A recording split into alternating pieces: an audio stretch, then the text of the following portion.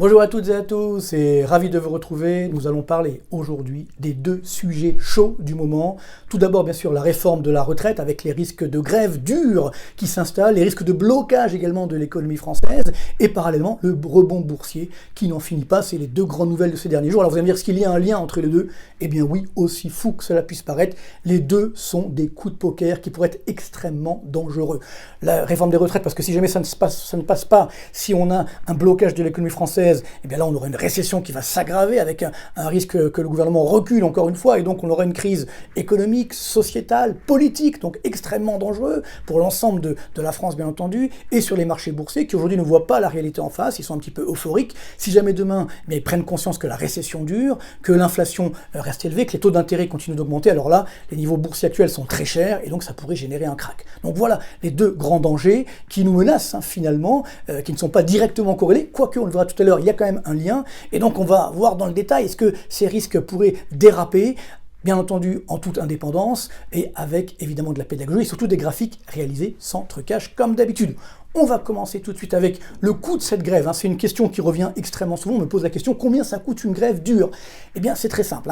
Aujourd'hui, chaque jour ouvré en France, c'est une création de richesse, de PIB entre 10 et 13 milliards d'euros. Et donc, si on a une grève dure, ça veut dire évidemment une baisse de l'activité pour les commerces, pour les restaurants, pour les hôtels, mais également pour l'activité globale, pour l'industrie et autres. Ça veut dire une baisse, dans le meilleur des cas, de 15 à 20% de l'activité. Et donc, ça veut dire un coût global entre 1,5 et 2 milliards d'euros. Alors, bien sûr, on va me dire, oui, mais bon, ce qu'on n'a pas consommé le jeudi, on va le faire le vendredi. Oui, mais par exemple, pour les restaurants, si on n'a pas été au restaurant le jeudi, on ne pourra pas aller deux fois le vendredi. Donc, il y a des coûts qui seront là pour longtemps. Et donc, un manque à gagner qui sera durable. D'autant que nous sommes en période de soldes, qui ne sont déjà pas très, très formidables. Et donc, là aussi, on pourrait avoir une baisse de la consommation. Donc, là aussi, problème, c'est que le premier jour, à la rigueur, on peut s'en sortir. Beaucoup de ménages vont prendre des jours de congé, vont faire garder leurs enfants, etc., du télétravail.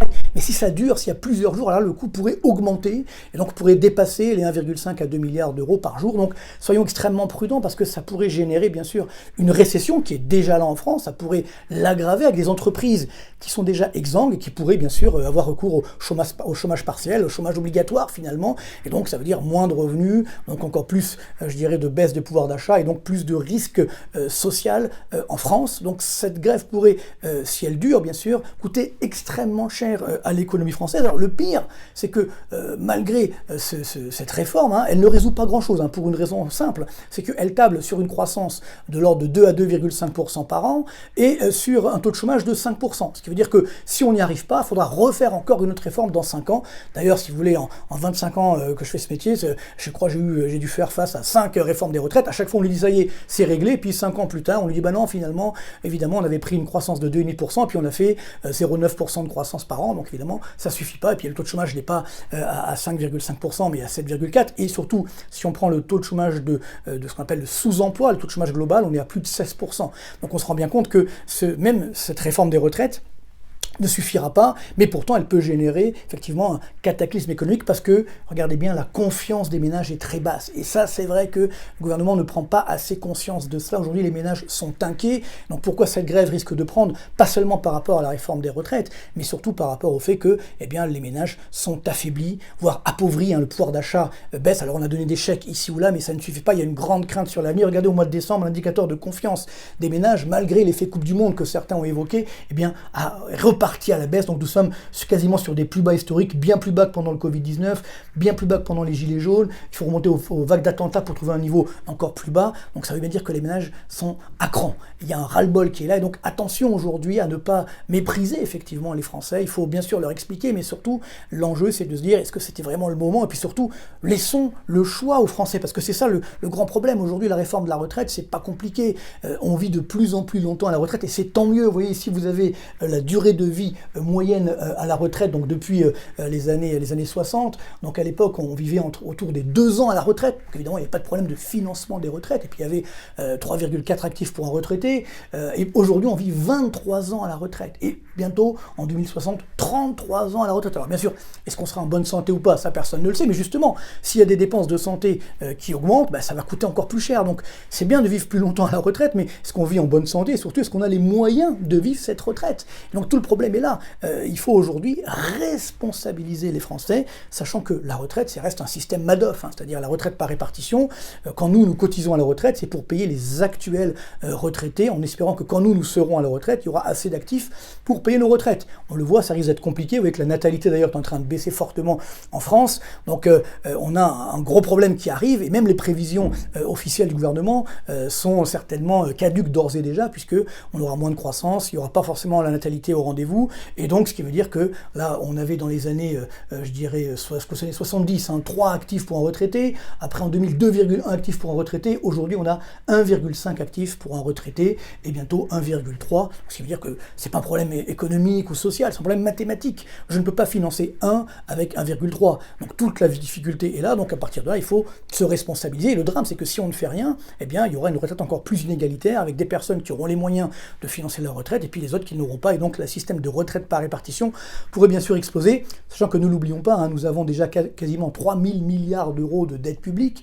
Si on continue comme ça, on aura bientôt 1 000 milliards de dettes supplémentaires uniquement sur la retraite, donc ça va générer évidemment un cataclysme, puisque derrière les taux d'intérêt augmenteront. Donc à partir de là, que doit-on faire? C'est clair que se focaliser sur l'âge de départ à la retraite, imposer aux gens de partir à tel âge, ça pose évidemment problème. Il y a également, bien sûr, on va dire problème de pédagogie, mais là encore une fois, il n'y a pas que ça, c'est que les Français ont le ras-le-bol aujourd'hui. Donc moi, la proposition que je fais, c'est de leur donner le choix. Il faut donner de la liberté, il faut donner de la responsabilisation et de la liberté dans une réforme des retraites. On doit permettre aux Français qui souhaitent partir plus tôt, eh bien, de pouvoir le faire, mais ils auront en ce moment une retraite en conséquence. Et puis, ceux qui veulent partir plus tard, pourquoi pas, ils auront également une retraite en conséquence. Mais on doit responsabiliser et donner ce degré de liberté. Alors, bien sûr, il faut également harmoniser l'ensemble du système des retraites, qui d'ailleurs n'est pas complètement le cas dans cette réforme, donc elle ne sert pas finalement à grand-chose.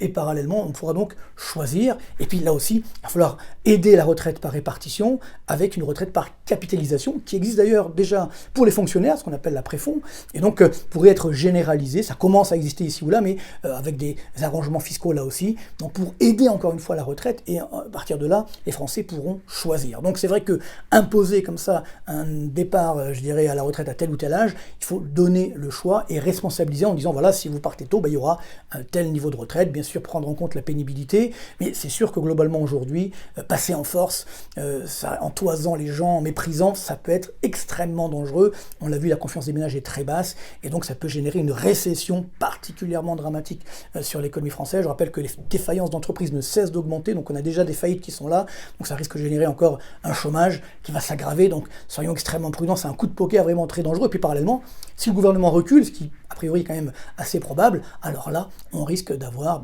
un manque justement de crédibilité du gouvernement français, donc peut-être une crise politique en France, et les taux d'intérêt des obligations d'État qui ont déjà fortement augmenté vont encore augmenter. Donc là, c'est effectivement, vous voyez, la suite du système, c'est-à-dire que là, on a les taux d'intérêt à 10 ans de la dette publique française, qui étaient à 0% il y a un début 2022, on va dire, et qui sont maintenant montés à 3,1%, là ça rebaisse un peu, on est à 2,6%. Si jamais demain la réforme ne passe pas, ou si l'économie française est bloquée, alors là, évidemment, les taux d'intérêt vont encore plus augmenter, avec un effet d'entraînement sur l'ensemble de la zone euro, et donc une récession qui va évidemment s'aggraver. Et donc c'est là où on arrive au deuxième thème, sur effectivement les marchés boursiers, parce que si la récession s'aggrave, le rebond boursier actuel, évidemment, va faire long feu, paraît d'ailleurs extrêmement dangereux. Alors c'est vrai qu'on va regarder le graphique du CAC 40, c'est assez incroyable, et là d'ailleurs c'est vrai qu'on ne l'avait pas prévu, je fais le bilan de mes prévisions, donc je dis quand ça marche bien, et puis quand ça marche moins bien, effectivement, ce rebond boursier est assez incroyable. Vous voyez que depuis le début de l'année, donc 2023, on a une hausse de 9,3%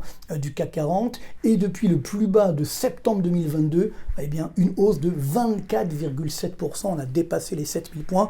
Donc un conseil pour ceux qui ont osé choisir effectivement cette stratégie il y a quelques mois, écoutez, prenez vos bénéfices, parce que c'est pas sûr qu'on va pouvoir faire 20 ou même 9% sur l'ensemble de l'année avec d'autres types de placements. Donc c'est peut-être le moment de prendre ces bénéfices, quitte à revenir ensuite, et sachant qu'on a quand même un mouvement qui est en train de s'envoler. Alors d'ailleurs c'est très vrai sur le CAC 40, il y a un mouvement de réallocation des actifs vers les marchés européens, et notamment français, parce que également on a le dollar qui a baissé.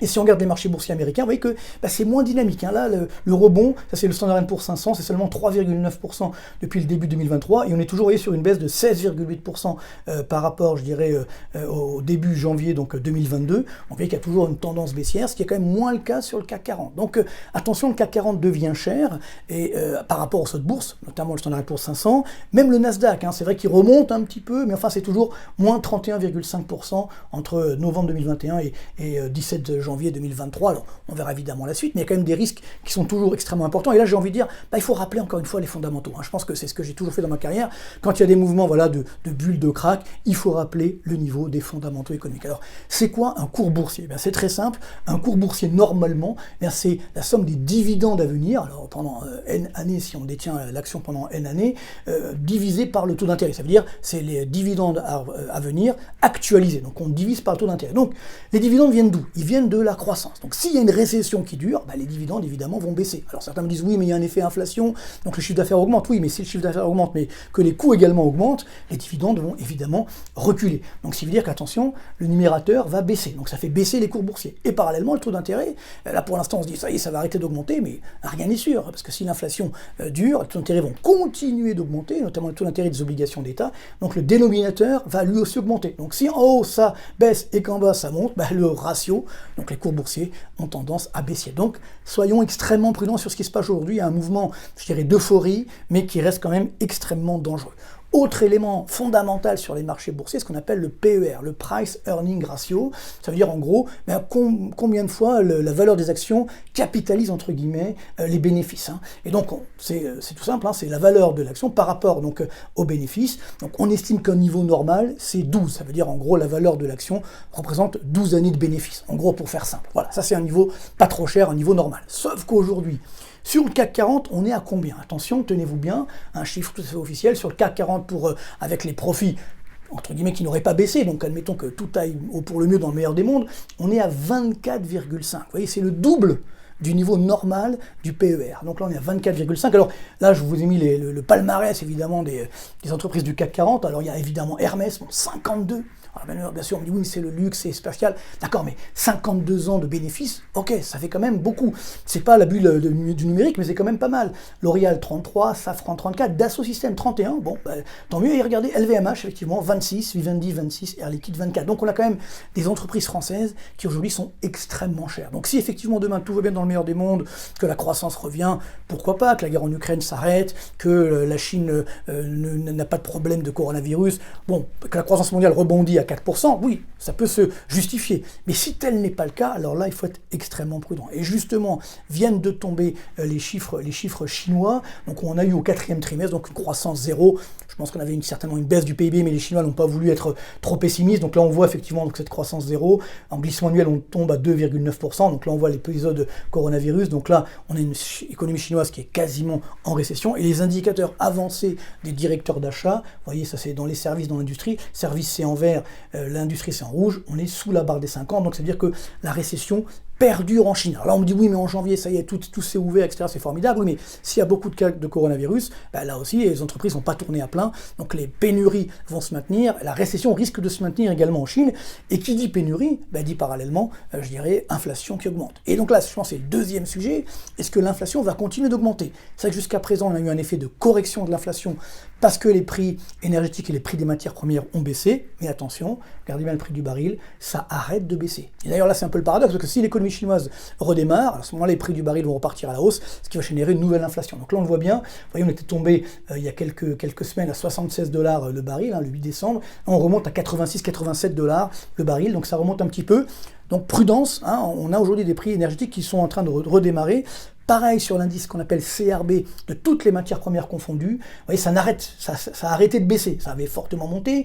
Certes, ça a baissé, mais vous voyez, on reste très très loin des niveaux de 2020 ou même de début 2022. Donc, on reste sur une augmentation de 156% par rapport je dirais au plus bas de 2020. Donc, voyez, ça également, ça va arriver sur les prix, donc sur l'inflation de demain. Et donc, si l'inflation reste élevée, ça veut dire que les banques centrales vont devoir continuer d'augmenter leur taux d'intérêt, que les taux d'intérêt des obligations d'État vont également augmenter, et donc prudence sur les marchés boursiers.